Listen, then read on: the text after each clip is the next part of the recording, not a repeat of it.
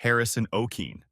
Imagine waking up to complete darkness, the sound of water rushing in, and realizing you're trapped at the bottom of the ocean with no way out. This was the horrifying reality for Harrison Okene, a ship cook who survived an impossible 3 days underwater with nothing but Coca-Cola to drink. But how? How did he make it out alive? This is his incredible story. It was May 26, 2013. The Jascon 4, a tugboat supporting an oil tanker, was sailing off the coast of Nigeria. On board were 12 crew members, including 29-year-old Harrison Okene, the ship's cook. It was early morning. Harrison was in the bathroom, half asleep, completely unaware that within seconds, his world was about to turn upside down. Literally. Without warning, a massive ocean swell struck the vessel. The Jascon 4 capsized instantly, flipping over and sinking straight down to the ocean floor, 100 feet below the surface. Most of the crew never even had a chance, but somehow, Harrison survived. When the boat hit the seabed, Harrison was trapped in complete darkness, waist-deep in freezing water. The air was running out. The bodies of his crewmates floated nearby. The silence was deafening. Panic set in. He was alone. No food, no fresh water, and at any moment the remaining air could disappear. Then, he saw something. A small pocket of air, trapped inside the wreckage. It wasn't much, but it was his only chance. He squeezed himself into the tight space, keeping only his nose above the waterline. If he fell asleep and slipped under, he would drown. With no other options, he tore apart parts of the ship to build a small floating platform, just enough to keep his body from touching the freezing water. And then, he waited. Hours passed. Then a full day. Then 2. All he had was a single bottle of Coca-Cola. No food. No idea if anyone was even looking for him. His body was shutting down. His oxygen was running out. Then, he heard something. A noise. Movement in the water. A diver. But they weren't looking for survivors. They were collecting bodies. Then, in a moment that shocked the entire rescue team, Harrison reached out and grabbed the diver's hand. Imagine the terror that diver must have felt, thinking he was pulling a corpse, only for it to grab him back. After an unbelievable 60 hours underwater, Harrison was finally brought to the surface. But even then, he couldn't breathe freely. He had to spend days in a decompression chamber to prevent his body from collapsing due to the rapid pressure change. Against all odds, he survived. Roy Sullivan. So, who was Roy Sullivan? And how did he end up being struck by lightning so many times that he earned the nickname the Human Lightning Rod? It all started in 1942. Roy was a park ranger at Shenandoah National Park in Virginia. He was out on duty when the first lightning bolt struck. The bolt hit a nearby tree, bounced off, and set his leg on fire. He ran for cover, but the damage was already done. It burned a hole in his shoe and left a lasting scar. That should have been a rare freak accident. But for Roy, it was just the beginning. 27 years later, Roy was back in the park, working inside a lookout tower. The structure was newly built, but it had no lightning rod. A storm rolled in, and lightning struck the tower. The bolt jumped to Roy, hitting him directly. It knocked him unconscious and burned his eyebrows off. Roy woke up with a throbbing headache and a strange realization. Lightning had found him again. A year later, he was just driving along a mountain road when lightning struck yet again. This time, it hit a nearby tree, bounced off, and struck him through the open window. It fried his shoulder and set his hair on fire. Panicked, Roy pulled over, grabbed a bottle of water, and dumped it over his head. His uniform was burned, his truck was damaged, but he was still alive. By this point, Roy was getting nervous. He started to believe that lightning was hunting him, and in 1972, it proved him right. He was out in the woods, doing his usual rounds, when a sudden strike hit him directly. It burned his legs, knocked him off his feet, and left him dazed on the ground. 4 times now. 4 times too many.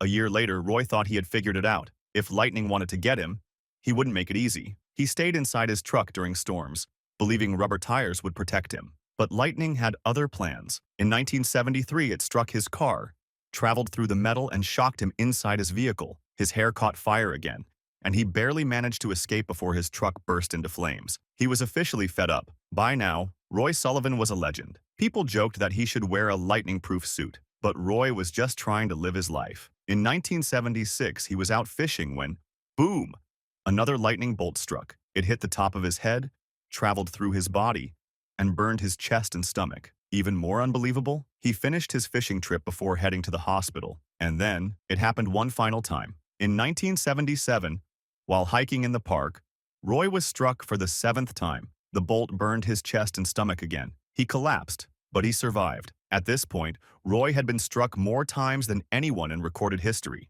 Roy became famous, but it wasn't the kind of fame he wanted. People avoided standing near him during storms, afraid they'd be next. Some even wondered if he was cursed. Roy himself believed lightning was after him, but no one could explain why. But in 1983, at the age of 71, he died, not from lightning, but from a self-inflicted gunshot wound. Some say it was heartbreak. Others say he was tired of being a walking target. Either way, his story remains one of the most unbelievable survival tales in history. So, was Roy Sullivan the unluckiest man alive, or the luckiest? You decide. Mauro Prosperi.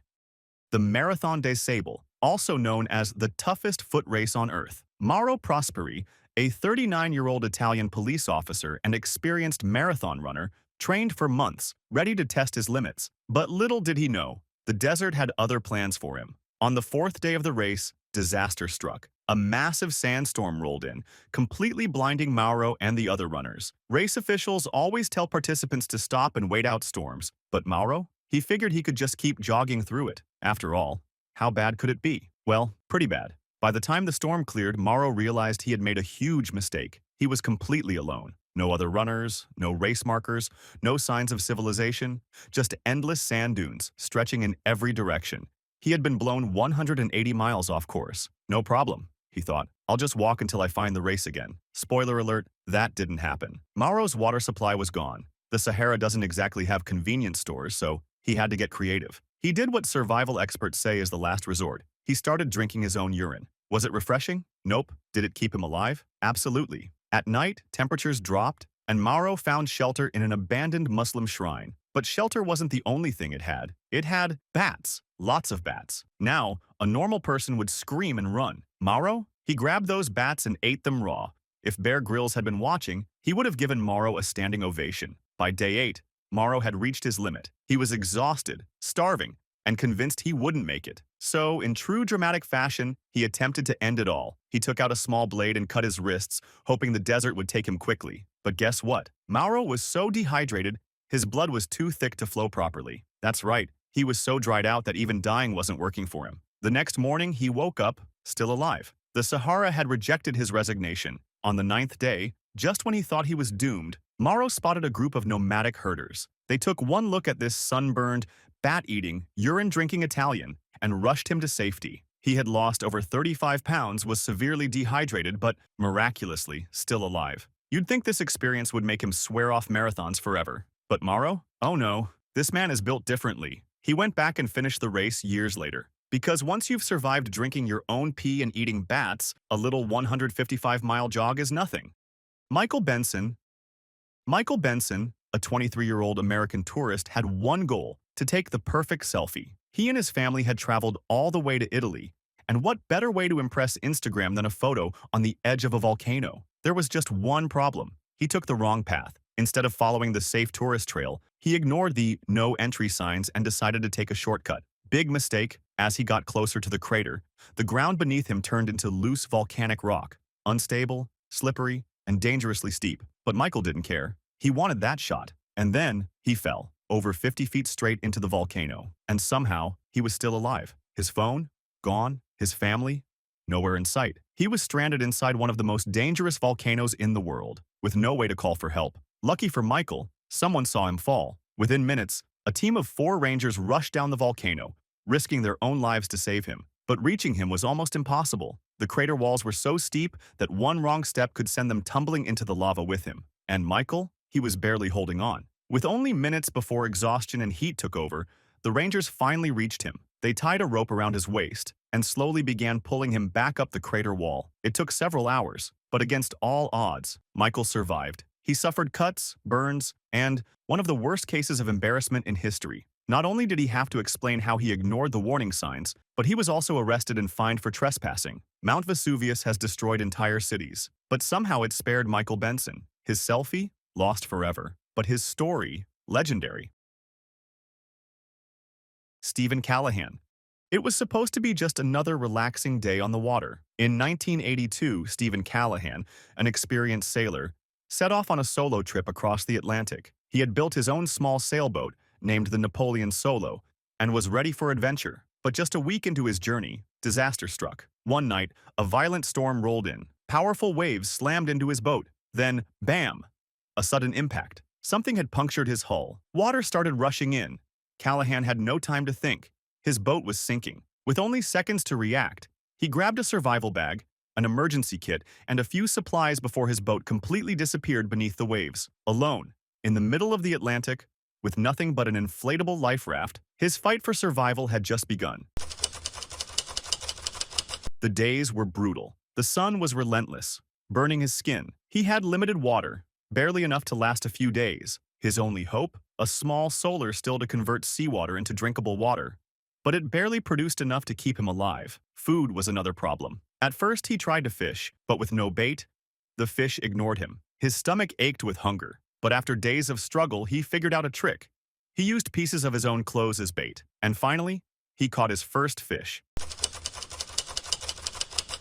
As if starvation and dehydration weren't bad enough, Callahan soon faced another threat. Sharks. One night, as he drifted under the moonlight, he felt a sudden jolt. Something had hit the raft. Then another. A dark fin sliced through the water. His heart pounded. Sharks circled his raft, attracted by the fish remains. One even lunged at his raft, nearly puncturing it. Desperate, he fought them off with a makeshift spear, knowing that if his raft popped, he would have no chance of survival. By day 60, Callahan was barely holding on. He had lost over 30 pounds. His body was weak, his mind was slipping. He started hallucinating, seeing boats that weren't there. But then, on day 76, a miracle. A group of fishermen off the coast of Guadeloupe spotted something unusual, a small tattered raft drifting in the waves. As they got closer, they saw a man inside. Skin burned, eyes hollow, barely alive. Stephen Callahan had survived 76 days alone at sea. Vesna Vulović, a flight attendant, boarded Jet Flight 367 on January 26, 1972, unaware she was about to make history in the most horrifying way. While flying over Czechoslovakia, a bomb planted by terrorists exploded, tearing the plane into pieces at 33,000 feet. That's higher than Mount Everest. Passengers and crew were sucked into the freezing air, free-falling to their deaths. But Vesna's body was trapped inside a section of the fuselage, which spiraled downward before crashing into a snow-covered hillside. When rescuers found her, she had a fractured skull, broken legs, and was in a coma, but she was alive. She spent months recovering and lived until 2016. She still holds the Guinness World Record for surviving the highest fall without a parachute. If you like this video, don't forget to subscribe and like. Also, comment down below who you think suffered the most.